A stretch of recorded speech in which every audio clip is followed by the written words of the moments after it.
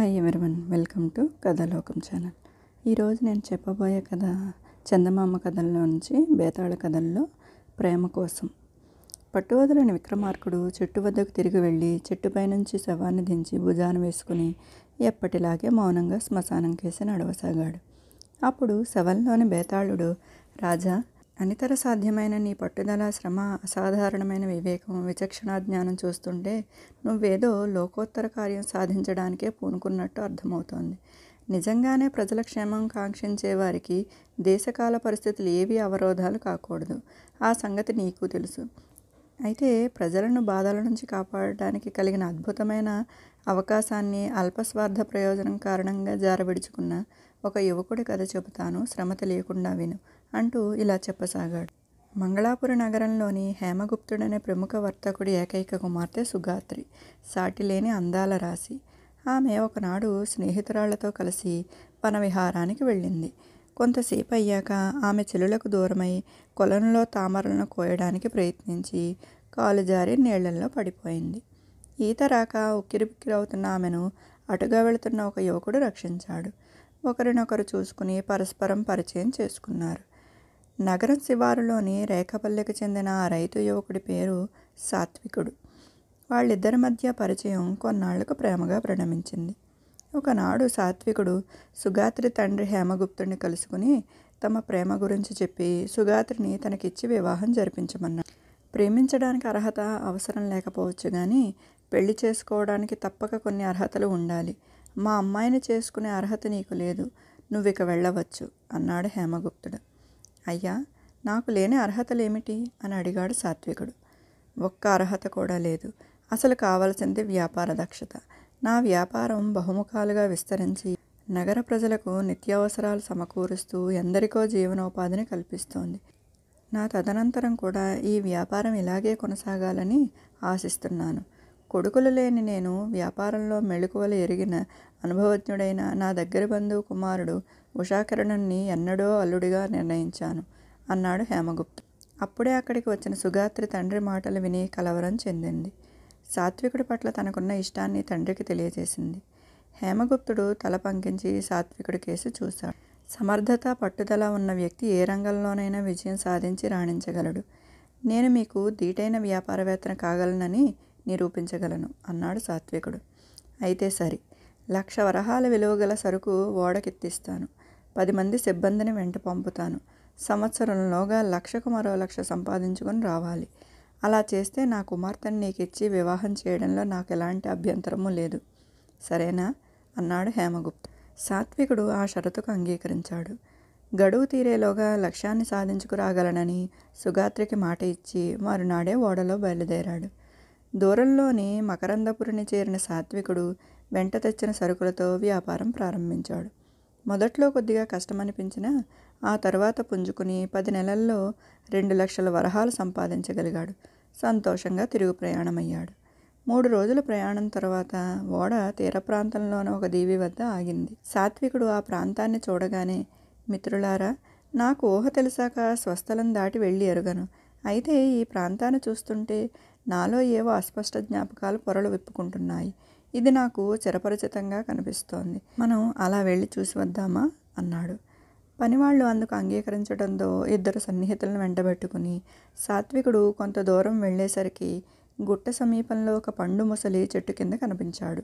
అతన్ని సమీపించి సాత్వికుడు, తాతయ్య, ఈ కొండ మలుపు తిరిగితే గువ్వల చెలమ అనే ఊరు వస్తుంది కదా అని అడిగాడు. ముసలివాడు తల పైకెత్తి సాత్వికుడిని తేరిపారా చూసి, నువ్వెవరు బాబు? అచ్చం మా సుధీర మహారాజులాగా ఉన్నావు. మమ్మల్ని చూడ్డానికి మళ్ళీ జన్మించి వచ్చావా ఏ అన్నాడు. నేను రైతు బిడ్డనైనా రాజునై పాలన సాగించినట్లు తరచూ కలలు వచ్చేవి. అవన్నీ వట్టి భ్రమలు అనుకున్నాను. ఇప్పుడు నిన్ను చూడగానే మరొక విషయం గుర్తుకొచ్చింది. శత్రువులు కుట్ర పన్ని హతమార్చడానికి వచ్చినప్పుడు నా ముఖ్య అనుచరులలో ఒకడు కాపాడాడు. అతడి పేరు పున్నయ్య అన్నాడు సాత్వికుడు. అవును, ఆ పున్నయ్యను నేనే మహారాజా అన్నాడు వృద్ధుడు ఆనంద బాష్పాలు రాలుస్తూ. ఆ తర్వాత అతడు లేచి నిలబడి, నిజంగా మీరు మా మహారాజే. మీరు చెప్పినవి అక్షరాలా నిజం. మీరు నాతో రండి. మిమ్మల్ని చూసి ఆనందించేవాళ్ళు చాలామంది ఉన్నారు అంటూ పున్నయ్య ముందుకు దారితీశాడు. అందరూ నడుస్తుండగా దాదాపు 50 ఏళ్ల క్రితం జరిగిన సంగతులను వృద్ధుడు వివరించసాగాడు. ఆ ప్రాంతాల నేలే బహుగలాలసుడైన భుజంగేశ్వరుడు రాణి మాలినీదేవితో సహా దేశాటన చేస్తూ ఒకసారి గువ్వల చెలమకు వచ్చాడు. చుట్టూ పసుపు పచ్చ పూల వృక్షాలు గల కొండలు, అందమైన జలపాతాలు, ఫలవృక్షాలపై పక్షుల కిలకలారావాలు, పచ్చడి పొలాలు మొదలైన వాటిని చూసిన రాణి పరమానందం చెందింది. ఈ సుందర ప్రదేశంలో ఒక భవనము, దాని చుట్టూ ఉద్యానవనము నిర్మిస్తే మనం వేసవిలో హాయిగా ఇక్కడ గడపవచ్చు కదా అన్నది రాజుతో. రాణి కోర్కెను కాదని ఎరగని రాజు రాజధానిని చేరగానే గువ్వలచలమ గ్రామాన్ని ఖాళీ చేయించి అక్కడ విడిది భవనం నిర్మించవలసిందిగా అధికారులను ఆజ్ఞాపించాడు. రాజాజ్ఞను నెరవేర్చడానికి అధికారులు గువ్వలచలమకు బయలుదేరారు. ఆ సంగతి తెలియగానే గువ్వలచలమ గ్రామస్తులు తల్లడిల్లిపోయారు. తరతరాలుగా అక్కడే ఉంటూ జలపాతం నీటి ఆధారంతో పంటలు పండించుకుంటూ పిల్లాపాపలతో ఒడిదుడుకులు లేకుండా హాయిగా బతుకుతున్నారు. అలాంటిది హఠాత్తుగా ఖాళీ చేయమనడంతో తలపై పిడుగుపడ్డట్టు విలవిల్లాడిపోయారు. తమ పరిస్థితిని అధికారులతో మొరపెట్టుకున్నారు. అయినా అధికారులు వినిపించుకోలేదు. గ్రామస్తులను బలవంతంగా ఇళ్ల నుంచి గెంటేసి పంట పొలాలను నాశనం చేసి విడిది భవనం, ఉద్యాన భవనం నిర్మాణం పనులు ప్రారంభించారు. దానిని చూసిన ప్రజల్లో ఆగ్రహం కట్టలు తెంచుకుంది. సుధీరుడనే నాయకుడి నాయకత్వంలో అధికారులపై దాడి చేసి వాళ్లను అక్కడి నుంచి తరిమికొట్టారు. సంగతి తెలిసిన రాజు దానిని రాజధిక్కారంగా భావించి సైన్యాన్ని పంపాడు. సైనిక చర్యలతో పలువురు గ్రామస్తులు మరణించారు. సుధీరుడితో సహా కొందరు యువకులు ప్రాణాలతో తప్పించుకుని అడవుల్లోకి పారిపోయారు. మరో 9 నెలల్లో గువ్వలచలమ గ్రామం ఉన్న చోట రాజుగారి విడిది భవనం నిర్మించబడింది. అదే సమయంలో అడవి చేరిన సుధీరుడు మారువేషంలో గ్రామాలలో సంచరిస్తూ దుష్టుడైన రాజు అఘాయిత్యాలను ప్రసారం చేయసాగాడు. అన్నాళ్ళు రాజు దుష్టపాలనలో మొగ్గుతున్న ప్రజలు సమయం వచ్చింది కదా అని తిరుగుబాటుకు సిద్ధమయ్యారు. భార్యతో పాటు విడిదికి వచ్చిన రాజును హతమార్చారు. సుధీరుణ్ణి తమ పాలకుడిగా చేసుకున్నారు. భుజంగేశ్వరుడు దుష్టపాలన సమసిపోయింది. అయితే అదే సమయంలో మేనమామ ఇంట పెరిగి పెద్దవాడైన భుజంగేశ్వరుడు కుమారుడు జయపతి పొరుగురు రాజు మార్తాండుడి కుమార్తెను పెళ్ళాడాడు. మార్తాండుడి మంత్రి గరళకంఠుడు సుధీరుడు అనుచరుల్లో ఒకడిని తన వైపుకు తిప్పుకొని విషప్రయోగంతో సుధీరుణ్ణి అంతమొందించి రాజ్యాన్ని జయపతికి అప్పగించాడు. ఇంతవరకు చెప్పిన పొన్నయ్య భర్త వియోగం భరించలేక రాణి మరణించింది. రాకుమారులు కారాగారంలో మగ్గుతున్నారు. జయపతి ప్రజలను పీడించడంలో తండ్రిని మించిపోయాడు. పుట్టుకొకరు చెట్టుకొకరైపోయిన మీ అనుచరులకు నాయకత్వం వహించి ప్రజలను మీరే కాపాడాలి అన్నాడు.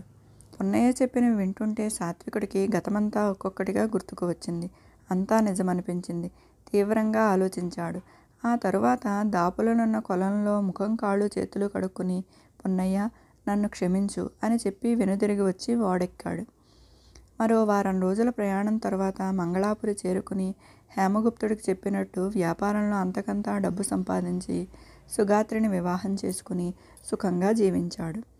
బేతాళుడు ఈ కథ చెప్పి, రాజా, సమర్థత, పట్టుదల ఉంటే ఏ రంగంలోనైనా విజయం సాధించి రాణించగలడని హేమగుప్తుడితో చెప్పిన సాత్వికుడు తనకు వచ్చిన మహత్తర అవకాశాన్ని ఎందుకు జారవిడుచుకున్నాడు? ఒక వర్తకుడికి అల్లుడి కావడం కంటే ప్రజల బాధలను పోగొట్టి రాజ్యాధినేత కావడం గొప్ప విషయం కాదా? పొన్నయ్య చెప్పిన పూర్వజన్మ వృత్తాంతాన్ని అతడు నమ్మాడా లేదా? నమ్మినట్టయితే కన్నబిడ్డల కారాగారంలో మగ్గుతున్నారని తెలిసినా ఎందుకు వెనుదిరిగిపోయాడు?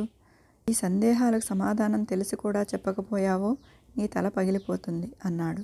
దానికి విక్రమార్కుడు, పొన్నయ్య మాటలతో సాత్వికుడికి పునర్జన్మ స్పృహ కలిగినప్పటికీ దానికి ధీటుగా హృదయస్పందన కలగలేదు.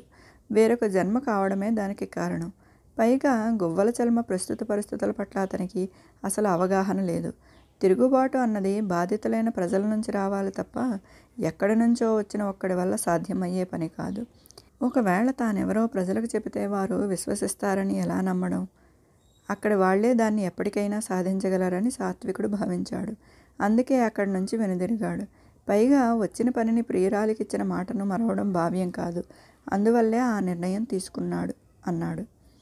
రాజుకి ఈ విధంగా మౌనభంగం కలగగానే బేతాళుడు శవంతో సహా మాయమై తిరిగి చెట్టెక్కాడు.